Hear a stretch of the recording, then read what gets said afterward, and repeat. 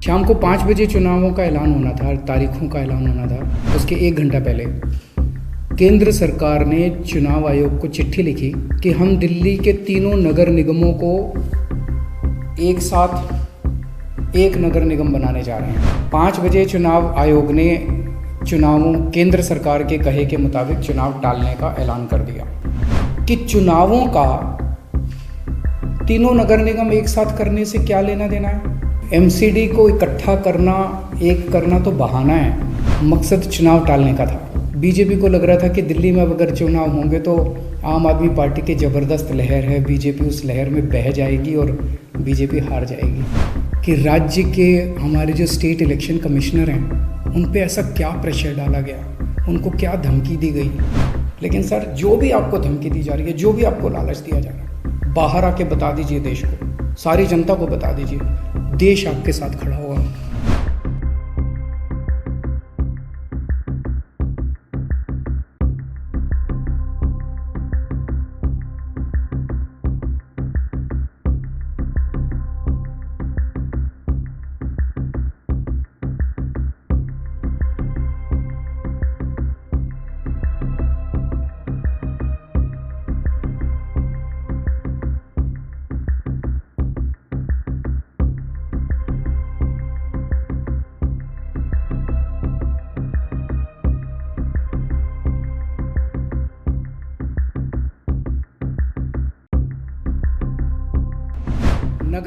दिल्ली नगर निगम के एमसीडी के अभी चुनाव होने वाले थे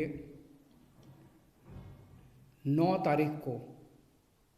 जो दिल्ली चुनाव आयोग है, स्टेट इलेक्शन कमीशन है दिल्ली का, उन्होंने सुबह सुबह एक प्रेस इनविटेशन भेजा कि आज शाम को 5 बजे चुनाव आयोग एमसीडी के चुनावों की तारीख का ऐलान करेगा, डेट्स ऐलान करेगा, किस तारीख को नॉमिनेशन होगा, किस तारीख को विड्रॉ किया जा सकता है, चुनाव किस तारीख को होंगे। शाम को 5 बजे चुनावों का ऐलान होना था, तारीखों का ऐलान होना था। 4 बजे, उसके 1 घंटा पहले केंद्र सरकार ने चुनाव आयोग को चिट्ठी लिखी कि हम दिल्ली के तीनों नगर निगमों को एक साथ एक नगर निगम बनाने जा रहे हैं, इसलिए आप ये चुनाव टाल दीजिए।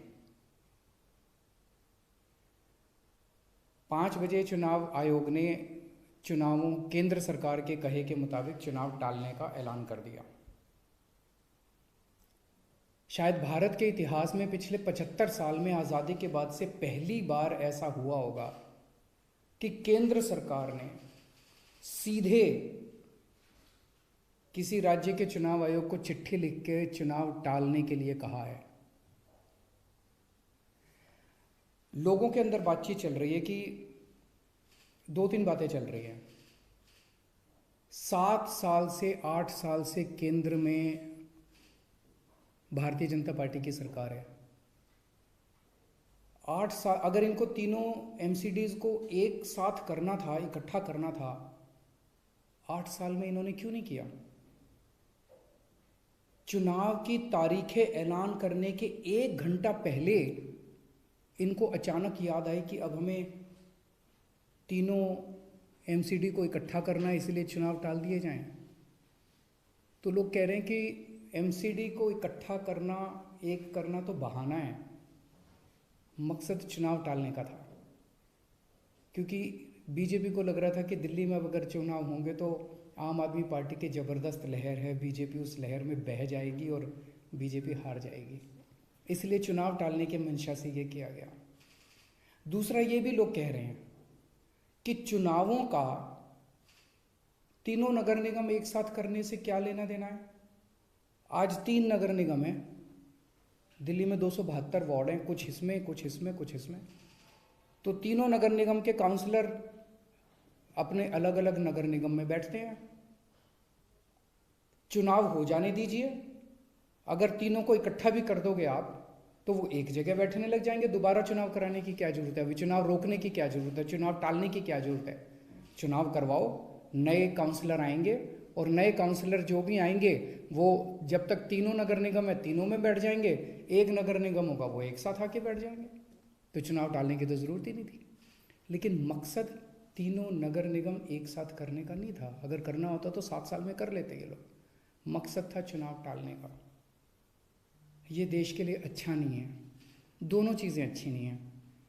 जो केंद्र सरकार ने चिट्ठी लिख के चुनाव टालने को कहा वो भी ठीक नहीं है, और चुनाव आयोग केंद्र सरकार के सामने झुक गया और चुनाव टाल दिए, ये भी अच्छा नहीं है जनतंत्र के लिए। मेरी हाथ जोड़ के प्रधानमंत्री जी से अपील है, प्रधानमंत्री जी, सरकारें आती जाती रहेंगी, कल आप भी नहीं होंगे, कल मैं भी नहीं होऊंगा। हम इम्पोर्टेंट नहीं हैं, लोग इम्पोर्टेंट नहीं हैं, पार्टियां इम्पोर्टेंट नहीं हैं, देश इम्पोर्टेंट है। अगर हम चुनाव आयोग को दबाव डाल के चुनाव कैंसिल कराते हैं, इससे चुनाव आयोग कमज़ोर होता है, और चुनाव आयोग कमज़ोर होता है, चुनाव कैंसिल होते हैं तो देश कमज़ोर होता है। हम सबको मिलकर देश की रक्षा करनी है। किसी भी हालत में हमें इंस्टीट्यूशंस को कमज़ोर नहीं होने देना। मेरी आपसे हाथ जोड़ के विनती है, चुनाव कैंसिल मत कराइए। अगर चुनाव कैंसिल होते हैं, ये जनतंत्र के लिए बहुत बड़ा खतरा है। आज ये कहा जा रहा है कि हम तीनों एमसीडी एक करना चाहते हैं, इसीलिए चुनाव टाल दीजिए। कल को मान लो लोकसभा का चुनाव है, उसके पहले अगर कहा जाएगा कि ये पार्लियामेंट्री सिस्टम अच्छा नहीं है, हम प्रेसिडेंशियल सिस्टम लाना चाहते हैं, संविधान में बदलाव करना चाहते हैं, इसलिए चुनाव टाल दीजिए, तो क्या चुनाव टाले जाएंगे? मान लो कल को कोई स्टेट असेंबली का चुनाव है, ये कहा जाएगा कि हम 2 राज्यों को इकट्ठा करना चाहते हैं, इसीलिए चुनाव टाल दीजिए, तो क्या चुनाव टाल दिए जाएंगे? क्या जनतंत्र के अंदर चुनाव ऐसे टाले जा सकते हैं? ये बहुत बड़ा प्रश्न है। मैं प्रधानमंत्री जी से यही निवेदन करना चाहूँगा, कल केजरीवाल भी नहीं रहेगा, कल मोदी जी भी नहीं रहेंगे, ये देश रहेगा। इस देश को अपने को कमज़ोर नहीं करना। मुझे नहीं पता कि राज्य के हमारे जो स्टेट इलेक्शन कमिश्नर हैं उन पे ऐसा क्या प्रेशर डाला गया, उनको क्या धमकी दी गई, इनकम टैक्स की, ईडी की, सीबीआई की कोई धमकी दी गई, या वो अभी अप्रैल में रिटायर हो रहे हैं तो उनको पोस्ट रिटायरमेंट कोई लालच दिया गया, मुझे नहीं पता क्या दिया गया, लेकिन वो तुरंत 1 घंटे के अंदर चुनाव टालने को तैयार हो गए। ऐसे संस्थाएं कैसे चलेंगी? और मैं हमारे स्टेट इलेक्शन कमिश्नर से भी कहना चाहूँगा कि सर, अगर आप ऐसे चुनाव टाल देंगे, ये तो जनतंत्र ही नहीं बचेगा। हम लोगों ने आज़ादी किस लिए पाई थी? इस देश ने आज़ादी किस लिए पाई थी? जनता का राज है, जनतंत्र है इस देश के अंदर। आप ऐसे चुनाव टाल देंगे तो जनतंत्र ही नहीं बचेगा। मुझे नहीं पता आपके ऊपर क्या प्रेशर डाला जा रहा है, मुझे नहीं पता आपको क्या धमकी दी जा रही है या क्या लालच दिया जा रहा है, लेकिन सर, जो भी आपको धमकी दी जा रही है, जो भी आपको लालच दिया जा रहा है, बाहर आके बता दीजिए देश को, सारी जनता को बता दीजिए। देश आपके साथ खड़ा होगा, पूरा देश आपका साथ देगा। पर झुकिए मत सर, किसी के सामने मत झुकिए। देश की बात है, जनतंत्र की बात है।